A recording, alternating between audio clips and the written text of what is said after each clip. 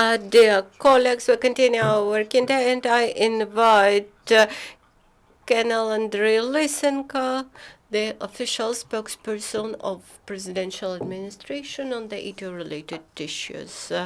Good afternoon, dear colleagues. Yesterday, in the first Monday of April, the situation in Donbass again became more tense. The enemies sharply decreased the amounts of shellings of our positions everywhere along the contact line near Lugansk. The enemies carried out a series of provocations near Stanitsa Luganska at night. Beside that, near Novozvanivka in Popasnevsky districts, they used mortars. In general, near Lugansk, there were 7 shellings yesterday.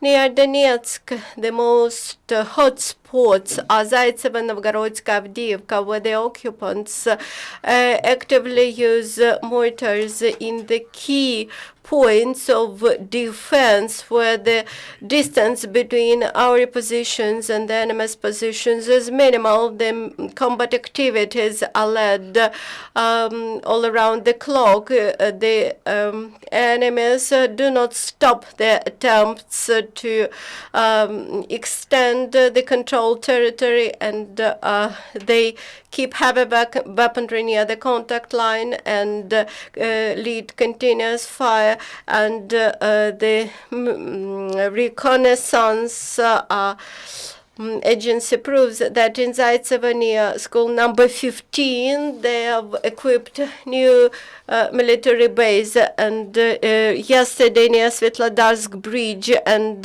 near Donetsk airport there were 39 shellings, including 9 mortar shellings. Near Mariupol, the situation also was rather tense along the entire contact line. Near Granitna, our servicemen repelled an attack of the reconnaissance and adversive group of the militants who arrived from the opposite side of Kalmes River to occupy our base point, and in Talakivka and Shirokina, the mortars were used by our enemies. In Marienka, snipers fired our positions. Near Mariupol, there was 14 shellings and 1 attack. During the last 24 hours, in result of combat activities, 2 Ukrainian servicemen were killed and 10 were wounded. The main intelligence department informs that Russia had sent to Krasnodar 18 cisterns with fuels and oils amounting to 720 tons and 8 heavy trucks with ammunition. The next day, 4 cisterns were burned because of the ignition of fuel, and due to that incident, the military exercises of the 2nd Motorized Brigade of the 2nd Army Corps of so-called LPR was cancelled. In Bakhmut, in Donetsk Oblast, the SBU had detained a local resident who informed the enemies about ATO forces' activities, and he repented in his activities. Here you see his confession. I'm a resident of Donetsk Oblast. I used to be a private entrepreneur, and in April 2015, one of our previous employees approached me. Now he is a militant in Donetsk Oblast, and he suggested me to inform him about the deployment of military machinery and deployment of Ukrainian troops. First, I did this unconsciously without understanding what I was doing. Later, I understood this. But later I heard the appeal of Ukraine to put an end of these subversive activities, and now I would like to repent in this my counter-Ukrainian actions. In Bakhmut district of Donetsk Oblast, the police officers prevented terrorist act on the railway, and the counter force of the river of the railway bridge. They discovered 122 millimeter artillery shell with a plastic amounting to 200 grams, and the railway movement was temporarily suspended because of this accident. In Lviv, the SBU officers had detained a female agent of the border service who used to be a moderator of separatist communities in social networks, and she confessed in pro-Russian propaganda. Channel 5, could you please can you confirm the information that today in the morning the militants started shelling at residential houses of Avdiivka from large caliber mortars?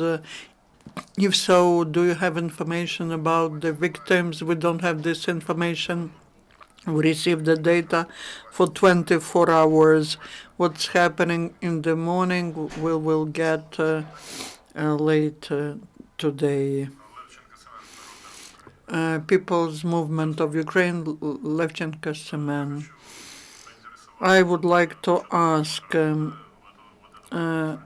this informer, the entrepreneur, how did he know this classified information about dislocation of our troops? How does he have access to this information? All the troops are dislocated along the roads, and they pass by some settlements. The representatives of the bands of DPR and LPR, they recruit the local population so that people give them that information. But as we see, as soon as local citizens start doing it, they draw attention to themselves. Another clarification, could you please tell where two Ukrainian servicemen were killed, one in Novozvanivka, another one near Butilivska coal mine? And Georgy Tukas wrote that because of the shellings in Lugansk region, they are considering the possibility of closing the pass points. If we do have the information that the pass points could be shelled, or if they are shelled, then immediately the decision is made to close them temporarily so that the local population that moves via these pass points does not suffer. 112 TV channel, could you please comment the information of the press center of ATO about possible provocations near Zaitseva? And also, what about the information that the militants in Donbass are threatening with a large-scale war if OECE puts their police mission there?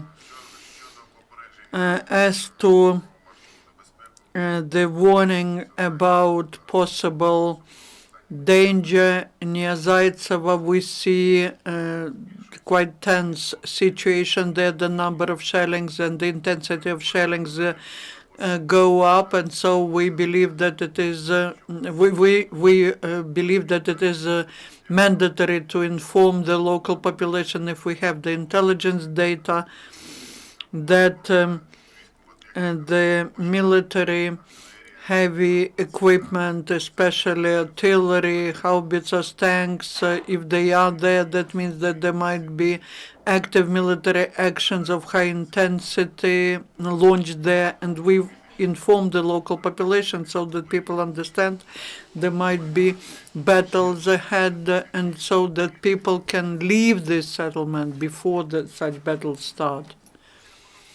As to threats of the militants, is that true? The militants are always threatening someone, everyone. According to UN, 1.5 million Ukrainians in Donbass are at the verge of hunger because there are so many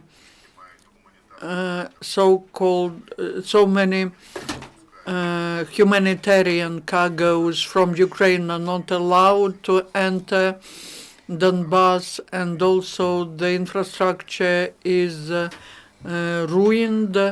So it is really, it means that the situation is really very, very difficult there.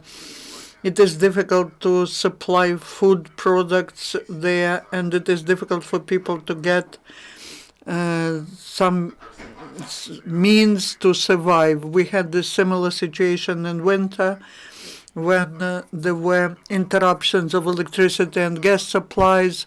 People were trying to survive, but now when after winter they don't have any reserve of food products, that is a real threat to the local population. We know of cases when militants do not let the local population to enter the territory of Ukraine without explaining why. Thank you. Let's finish this press conference and see you again. The next and the last briefing today